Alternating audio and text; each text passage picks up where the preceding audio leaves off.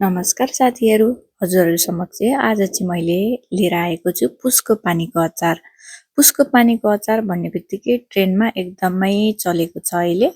पुस्को पानीको अचार बनाउनको लागि चाहिँ भान्सामा आफ्नो भएको सामानहरू बन्दाकोपी, फुलकोपी, गाजर, मुला, खोर्सानी अनि सिमी लिएको छु है मैले।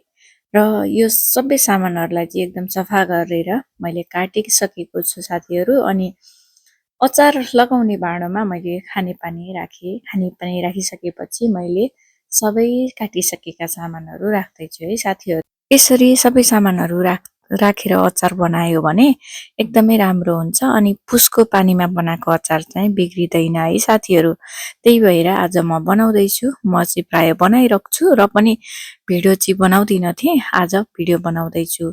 सबै सामान लगाइसकिसकेपछि फेरि पानी राखिदिने अनि त्यसमा आवश्यकता अनुसार नुन लगाएर चलाउने है साथीहरू।